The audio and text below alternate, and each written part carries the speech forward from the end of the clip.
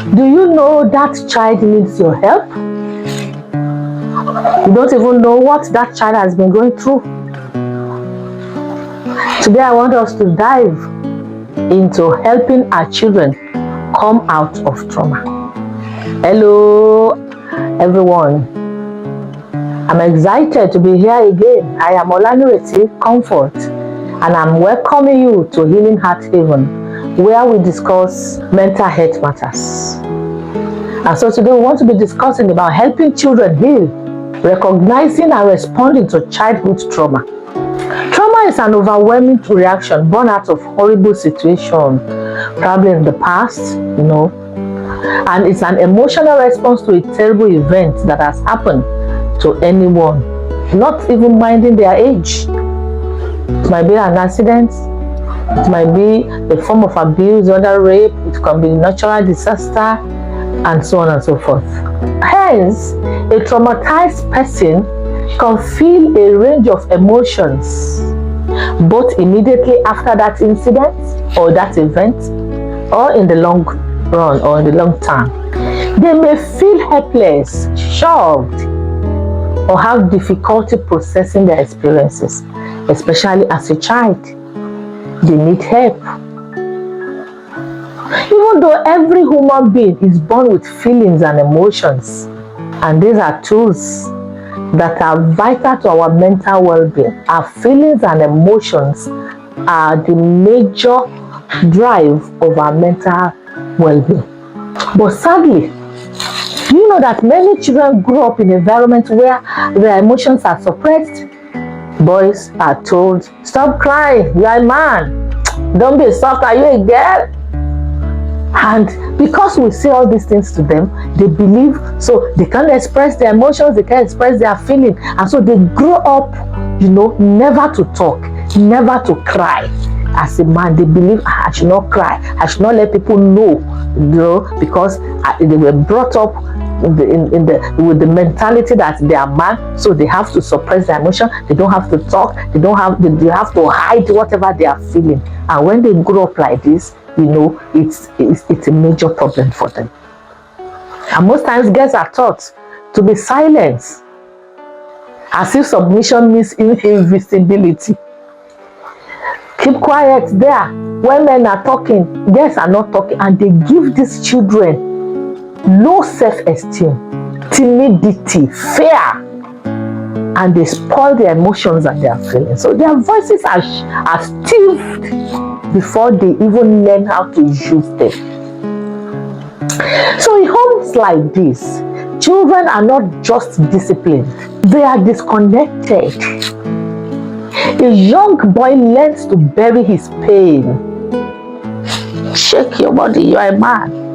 You don't have to let them know that you are going through pain. To see vulnerability as weakness, to bottle up every feeling that makes him human. This is an inbuilt feelings, emotions. They are inbuilt, and they are there for a reason. A girl grows up doubting her worth, her voice, and her power. Do you know that a lot of children that their emotion has been suppressed, had experienced their destiny being truncated? Do you know that a whole lot of destiny has been truncated as a result of this? Because they have given that child the mentality of low self-esteem. They have killed their voices. They have, done a whole lot to them that has affected them. So what's it? Instead of nurturing them, we judge them. Some of us parents that judge them had forgotten that we also had gone through the stage they are. We compare them. We have no time for them.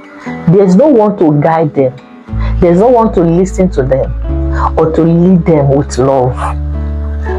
You are not there. You are not, you are not in their space. You don't know what they go through in their space. They are just alone.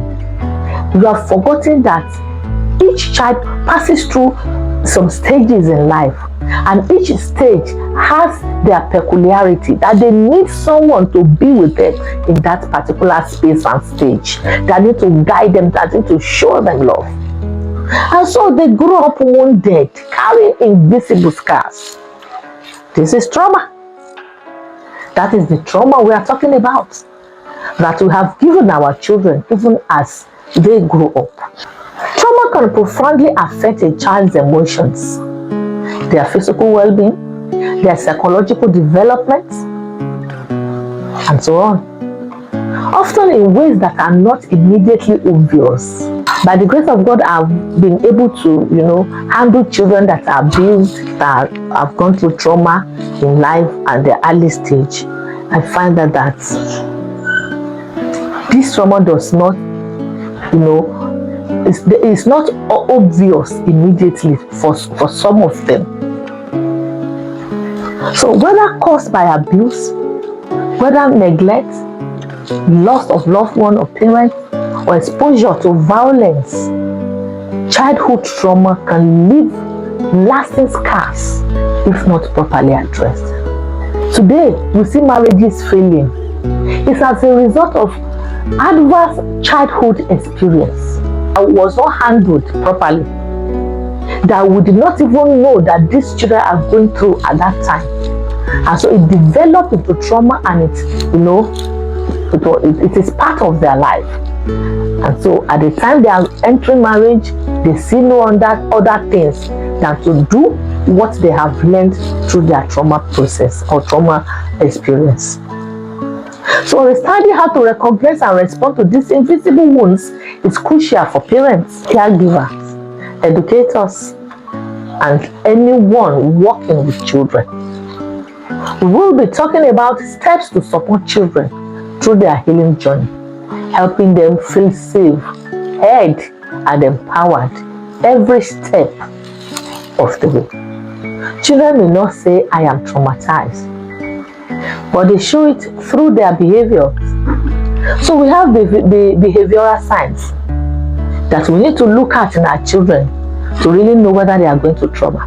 Number one is aggression. It's just not there. Everything aggression, withdrawal, tantrums, fearfulness. Some of them fear, some time of the day. Some of them fear some sex. Whether if the child is a girl, they fear opposite sex. Then we can talk about emotional signs too. They manifest anxiety, they are always sad, clinginess, low self-esteem, and so on. Then we can talk about physical signs. Do you know that bedwetting sometimes is a sign of trauma? That child probably, might be going through trauma. So one of the physical signs of trauma for a child could be bedwetting. So if you see a child that is bedwetting, you have to look at it in 2 or 3 different ways to really know if that child is not traumatized, if it is not a sign of trauma. Then stomach aches, fatigue, sleep disturbances. All these are part of the physical signs. Then academic issues, trouble concentrating, drop in performance, and they are not just doing well academically. So how do we create a safe environment for our children? Children heal better in safe and predictable spaces if they can trust people around their spaces, if they can rely on people around their spaces and it is conducive for them, and this will heal them better. If they can maintain routine, like structures gives a sense of control. They have a particular routine that you give them. Probably you ask them to do some things in the morning, wetting, gardening, do work, listening to good music, all those routines. Then if you are a Christian, like I tell them, pray, do worship, all those things help them heal better. Then offer reassurance. Always tell them you are now safe. This space is safe for you. That thing that has happened to you will not happen again. Then avoid shouting or sudden punishment. You don't just shout on a child. Show them love. Don't just punish them. Tell them why you are doing it. Then be physically and emotionally present. You are not just there physically. In their emotion, you monitor them. Parents should learn how to monitor their children's emotions so that if there is a change in their countenance, immediately you will know that something has happened to them. Then let them speak when ready. You don't just tell them. When you discover that a child is being traumatized, every sign you have mentioned is showing, then don't force them to talk. It's not that you say, you better talk, I don't have your time. If you don't talk, it's your problem. No. If they are not ready to talk, just go ahead and begin to show them love. Be part of their life on that journey and show them love. Like I used to say, a mad person can feel genuine love from afar. So in cases like this, when you want to, be part of the healing story of a traumatized child, then you must show genuine love to them. When you show them genuine love, this is what will bring them to want to speak out. So you don't force them to talk. Let them speak when ready. Ask open-ended, gentle questions like, do you want to tell me what's been bothering you? When you see change in their countenance, do you want to talk to me about something? Avoid pressing for details. So when the person now touch, what now happened? What if he or she doesn't want to talk about it at that time? Don't minimize their pains. It's not a big deal now. A whole lot of people are, some people, everybody, some people have gone through what you have gone. It's not a big deal for you now. So why are you just do as if it is the big deal? You should be over it by now. A child lost the parents, so you should be over it by now. I will be your father or mother. You can never. So when we talk to traumatized child, we should know what we tell them. Better still, just show them genuine love that will tell them that you really love them, not in harsh words. So how do we validate their feelings? Say things like, it's okay to feel scared. It's okay to feel sad. It's okay to feel angry. So if you see a child, it's okay for you to just tell them, oh, you're angry. Okay. It's normal for anybody to be angry. It's normal for anybody to be sad when they probably think of something or something has happened to them. So it's normal. So, but don't just judge them. Why are you angry? What is the problem? You're always angry. These are not good for them. You are not bad because this happened. It is not your fault that if this has happened to you, and that does not make you, a bad person. These are the things we'll be telling them. And sometimes when we tell people, these children like this, some of them will say, really? I'm not bad? You think I am not useless? Those are the questions they will be asking. You think I am not useless because of what I have gone through? I feel that life is hard. It's hard on me.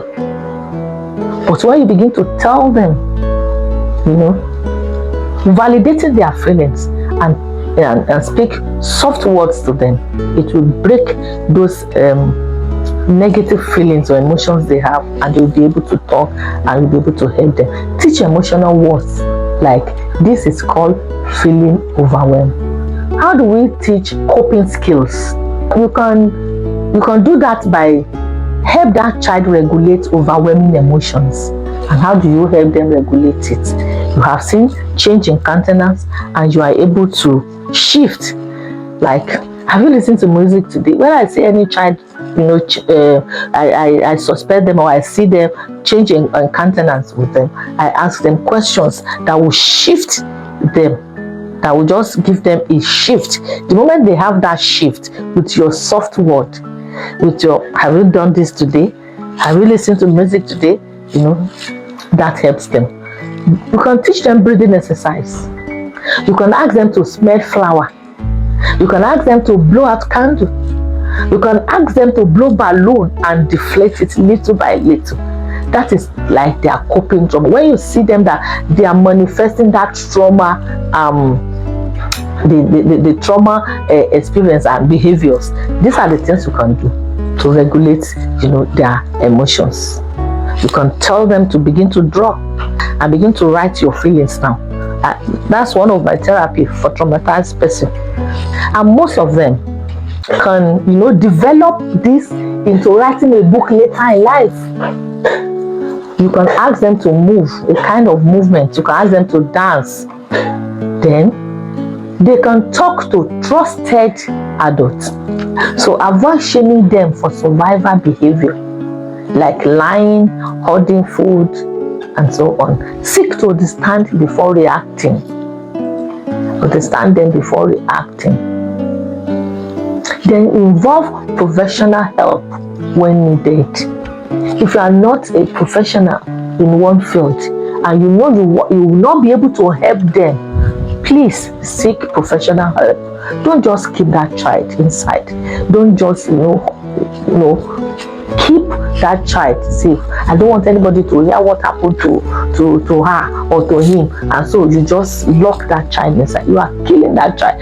That child can never come out and be normal, because when their emotions is damaged through trauma, they might never become normal in behavior in life. So please seek professional help. Trauma therapies that they are focused on cognitive behavioral therapy, CBT, and so on.